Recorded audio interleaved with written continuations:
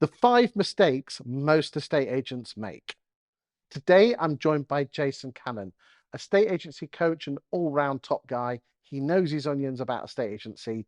Listen up, because this is going to be good. Jason, what are the 5 biggest mistakes most estate agents make? Talk to me. Number one, Chris, is feast and famine. Oh. Yeah. So agents need to understand that, the difference between urgent and important. They need to do the important stuff every day, the lead generation things every day. Otherwise, they're always going to have this relationship with business. They're always going to be chasing the next listing. Yeah. They need to think more like farmers, I've been banging on about it for 10 years. I know. It's one of the things that I love about, you talk about that a lot. But have that understanding that you don't need to always think about the next listing. People make decisions a year in advance. So, the best agents will say, I've got this many properties booked in for February, this many for March, this many for April. It's possible if you're process driven and you're working on the important tasks and not just the urgent. So feast and famine. 2. Stop talking about you and your market share. The gospel. You've been looking at my Facebook feed. The gospel according to Mr. Watkin. Yeah. Stop talking about you and your market share because nobody cares. No one cares. Yeah. Apart from your mum. Yeah, your mum. Talk about what the punter's interested in. Talk about your successes. Talk about your percentage of asking price for your last 5 clients or your last 1 client.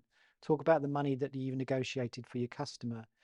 Talk about the story, tell the story about you've moved little Johnny from X to Y and he loved it. Yeah.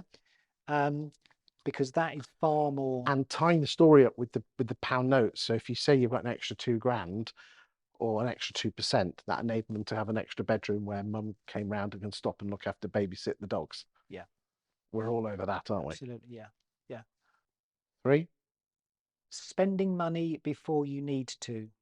So this is focused on and aimed at those business owners that start an estate agency business and they think that in week 2 or month 2 they need to go and hire an admin, or they need to have a negotiator because they're so busy with the 5 listings that they've got on the market. So fall in love with doing everything, be a master, try and be a master of all those things, and then when you get to a point where you're big enough, then distill that, leverage your time, have the professional approach to business, much like a barrister or a surgeon would do, but initially do all the stuff yourself so you learn how to do it. Yeah, you don't need to spend loads of money on hiring all these different people to do stuff for you. Learn it first, and then when your business gets to a certain point, then leverage that. Number 4. You are generic. Be unique. Be niche. Yeah. Find the market within the market in your town, in your city, in your village. That's either price range or a particular type. Yeah. If you and I were going to open a garage that service cars, we would have a niche. We would say Audis or BMWs. Exactly. And then we would say, right, we're doing Audis and we're only doing Audis that are less than 3 years old. We're going to sell those. That would be our niche. We would advertise that niche. We only look after minis, or we only look after Audis. So have a niche, understand what that niche is in your business. I deal with properties in this price band, and this is what I specialize in. And don't be tempted. The amount of agents that take, because you're a bit desperate and they all of a sudden they become generic. Yeah. If you're a luxury agent, and that's what you call yourself on LinkedIn, why are you listing a property at £200,000 above a shop?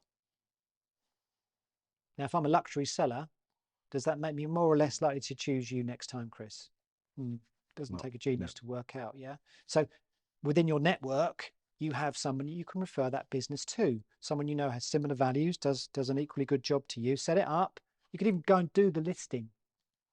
Agree the fee, do the listing, and then give it to little Jimmy or whoever you collaborate with. Yes. Right? So be niche. Yeah?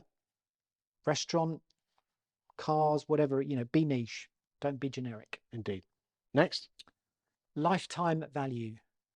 And nobody really understands this. this is something that I've talked about for years. It's understanding that every single applicant that registers, hate the word, but every single applicant you have a conversation with that inquires about a listing that you've got on the market, they're all going to buy in your town. So they're all going to be a seller at some point, aren't they? They are. And it shocks me that agents just archive them within 2 nanoseconds. Yeah. And then So, don't send anything out to them. yeah. So what's the lifetime value of that client? It could be 4 or 5 moves. Yep. I worked out a landlord lifetime value is about £83,000. Right. But what we do is we say, chances are I'm going to be employed in that job for 2 years. Well, most people don't think long term, do they? No, they don't. They don't think feast and famine, do they? They don't think like the farmer. So how can I get to know that person? How can I build some rapport with that person really quickly so they trust me? And more importantly, have I got a process that enables me to stay in touch with them so that they can choose me later on down the line? Indeed. Yeah. Jason, thank you for those top 5 mistakes estate agents make. And I hope you have learned lots from it. I certainly have. Thank you, Jason. Thank you, Chris.